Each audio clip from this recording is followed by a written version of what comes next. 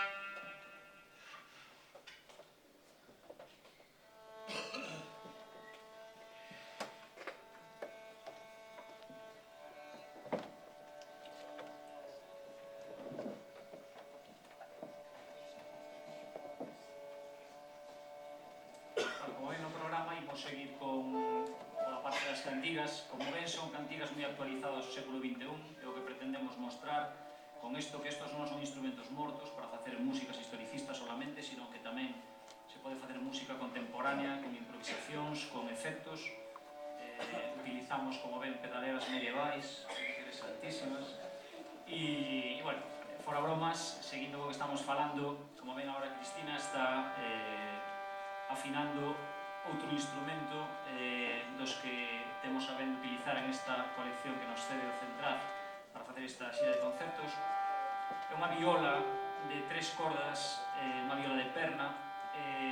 Esta viola concretamente está sacada dunha representación escultórica de unha esculturiña que estaba na fachada norte da Catedral de Santiago de Compostela, agora foi desplazada hacia outro sitio, pero bueno, son representacións todas extraídas en este caso de esculturas datadas todas nos séculos XII e XIII. Estamos falando de instrumentos por lo tanto con máis de 8 siglos de historia e que, bueno, que como ven poden facer música contemporánea perfectamente con instrumentos tan actuais como saxofón, clarinete baixo ou os que estamos a tocar aquí.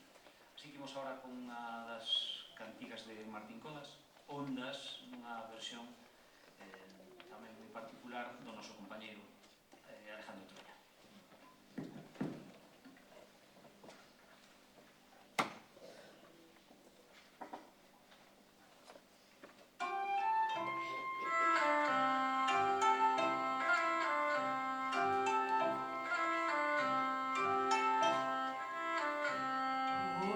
Ondas do mar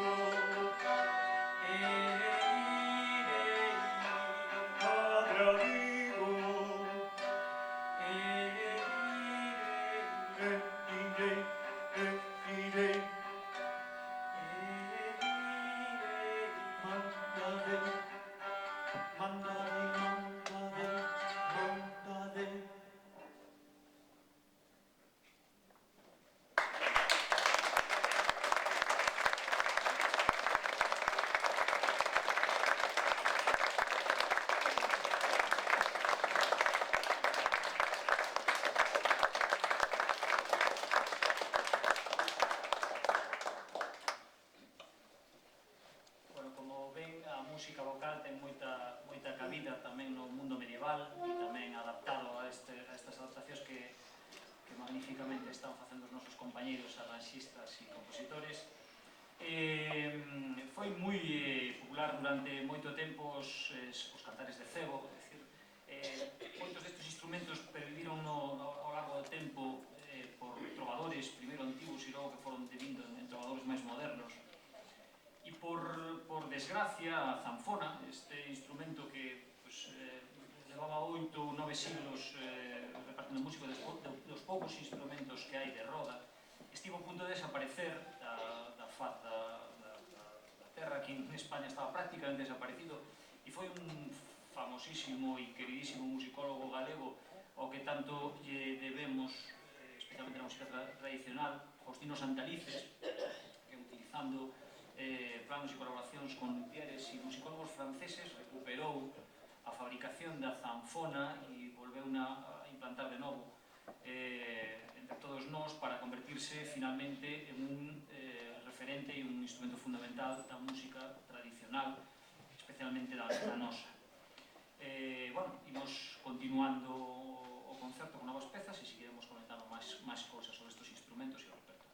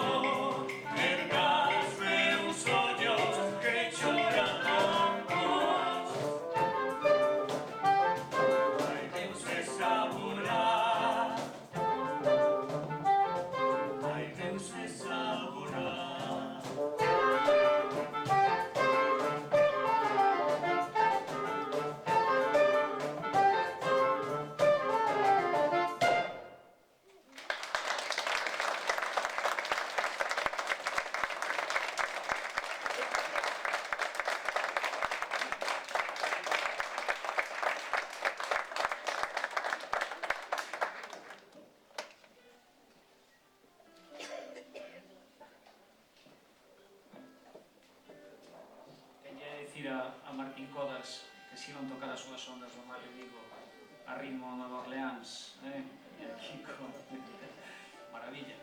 Bueno, imos agora con outra peza as 7 miniaturas instrumentais de Igor Stravinsky. Como vedes, pegamos un salto de unha chea de séculos. Son 7 miniaturas famosísimas que aínda que son 7 pezas cortadas, é unha única obra. Vai en 7 movimentos e que teñen sentido as 7 partidas. Escoitaré de 7 temas, pero é unha única obra. Ben, vedes que agora Cristina está afinando de novo a giga. Esa giga é un instrumento, como vedes, moi pequeniño, e esa giga ten moito que ver con esta igrexa e con este lugar onde estamos facendo hoxe o noso primeiro concerto. Non é casualidade que este primeiro concerto sexa aquí e neste lugar. En estas dúas arquivoltas que tedes aquí, en estas dúas columnas, no remate destas dúas columnas que hai aquí á esquerda, na que vedes a vosa esquerda, está representado un músico tocando un instrumento como que está tocando Cristina.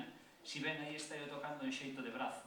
Cristina toca en xeito de perna, que é apoiado como no colo, pero en esa columna hai unha representación. Despois, se queredes poderlo ver, por suposto, ao final, se queredes facer alguma pregunta ou consultarnos calquer cousa, ver os instrumentos, escoitalos, estamos a vosa disposición.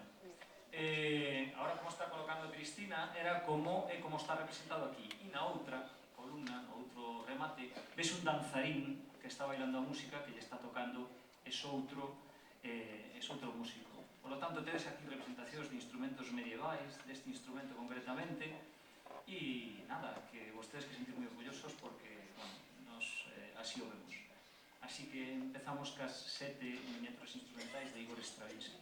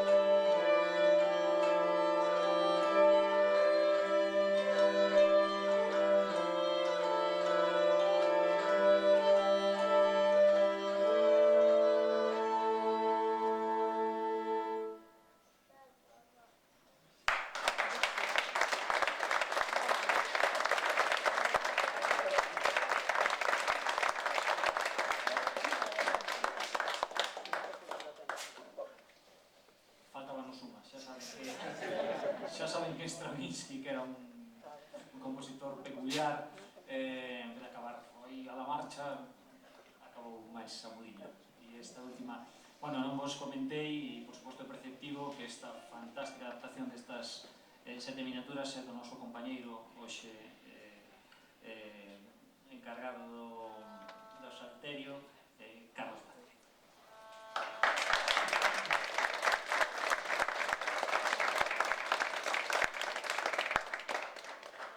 Ben, xa imos rematando o concerto, xa estamos chegando ao día de hoxe, porque estas dúas pezas foron compostas. Bueno, comentarvos tamén que todas as adaptacións e toda a música que fai Lupus Ensemble en calquera dos seus repertorios son adaptacións propias, son adaptacións sempre preparadas por compañeros do grupo, por e para o grupo, son sempre adaptacións de algún de nós. Neste caso, que vos digo que chegamos á fecha de hoxe, porque estas foron compostas, as outras foron compostas entre os séculos XIII, XII, XIII e o século XX por parte de Stravinsky. Esta foi composta hai 2 ou 3 meses polo noso compañeiro hoxe a zanfona e a percusión, os teclados, a múltiples instrumentos, Moisés López. Titúlase Piedades e é un tema moi particular, moi contemporáneo, unha vez máis tratando de mostrar a todos vós hoxe o que se pode facer con instrumentos deseñados e pensados e construídos para o século XII ou o século XIII. Así que esperemos que vos guste tanto como nos gusta a nós Piedades de Moisés López.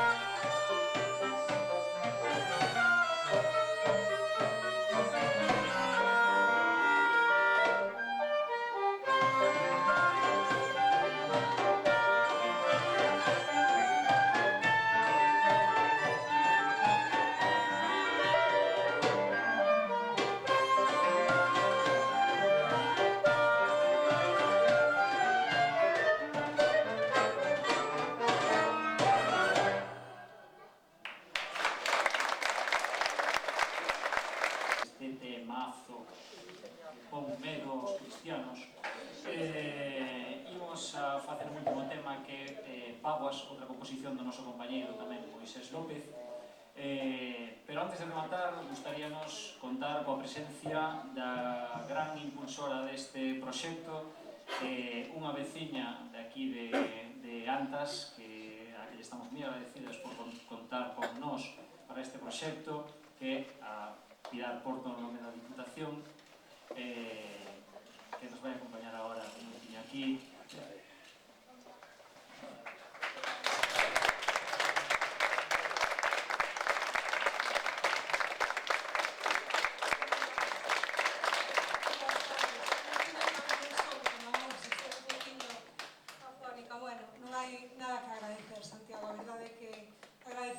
Temos que darmos nós polo grandísimo esforzo, polo brillantísimo proxecto que un día presentastes e que fixo posible que un sono que un día tivemos, que era sacar os instrumentos medievais da colección do Centraz á rúa e sacalos ademais interpretados, tocados por músicos do século XXI, pois vira a luz. Eu creo que iso é o realmente bonito deste proxecto. Supoño que ao longo de todo o concerto eu cheguei dende que levabades un par de pezas interpretadas, se foi explicando todo o proxecto do Centro de Artesanía e Deseño e a súa colección de instrumentos. Veredes ali en Lugo, cando que irades podedes a visitar da man de Luciano, que estaba aí detrás e agora desapareceu, a colección de instrumentos máis importantes dos séculos XII e XIII coa que se conta en Europa. É un grandísimo tesouro que temos no Centro de Artesanía e Deseño e que é propiedade de todos nós e ao cal vos quero convidar a visitar e a coñecer. É froito desa colección dos traballos de investigación de moitos anos traballando cos instrumentos, fabricándoos, sacando os planos dos instrumentos como os que antes vos explicaba Santiago que hai feitos en pedra, se chegaron a construir os instrumentos que hoxe hai nas mans de moitos músicos e que os poden tocar. Esta era a finalidade que perseguíamos, sacar das vitrinas os instrumentos para que chegaran á rúa, para que os poidesen tocar e para que os poidésemos escoitar. O proxecto naceu así e así ten que rematar, pero medrando. Iso é o que queremos, que este primeiro concerto que hoxe se celebra en Santa Mariña, que vai a traer consigo outros 7 máis na provincia de Lugo, sexa o impulso para a consolidación da utilización dos instrumentos medievais, sexa para facer música medieval ou non. Como vedes aquí se pode facer prácticamente de todo, pero que non se perda a nosa cultura, que non se perda o noso coñecemento, que non se perda o noso saber e, sobre todo, que se leve a cabo en magníficos sitios como poden ser, neste caso, a igrexa de Santa Mariña, que ademais son patrimonio tamén, neste caso, de todos os veciños e veciñas da parroquia de Santa Mariña. Por lo tanto, creo que primeiro obxectivo acadado con este concerto para facer a difusión pertinente dos instrumentos e a música medieval, o igual que está acontecendo noutros moitos lugares de Europa. Nós non podemos quedar atrás, temos o coñecemento, temos as ferramentas, temos os profesionais que o poden facer e esperamos que isto sexa un gran paso para que moitos máis músicos se sumen a este proxecto, poidan dispoñer dos instrumentos, leválos ás súas casas e tocalos. Eu quero vos agradecer infinitamente o privilexio que supón o grande esforzo que levades feito nos últimos tempos para chegar hoxe ata este concerto, e non quero esquecerme tampouco ese do personal do Centro de Artesanía e Deseño, que sei que están traballando moitísimo, traballando arreo, pero tamén satisfeitos de poder ver, seguro, este proxecto feito realidade. Moitas gracias a todos, esperamos que esta non sexa a última cita, que con cousas como esta nos vexamos no futuro. Moitísimas gracias.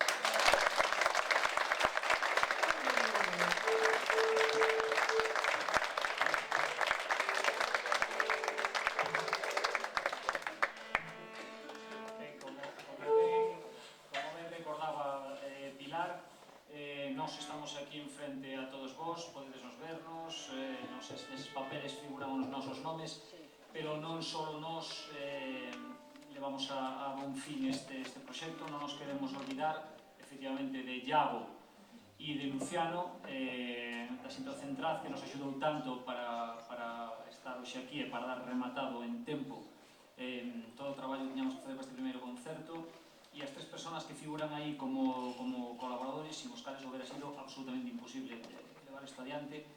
a Tino López, ao luthier que nos mantén estes instrumentos, ao artesán que nos mantén estes instrumentos en perfecto estado, a Marco Gamarra, e moi especialmente hoxe ao un dos mellores técnicos de son que ten esta terra, que é Arturo Vaquero, que gracias a él nos damos un aplauso, porque gracias a él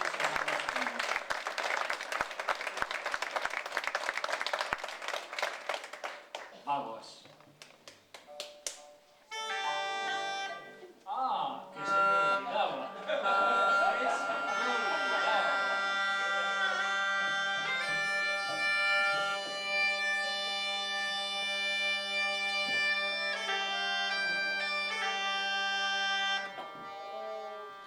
E fixo ben Adrián en recordarmo.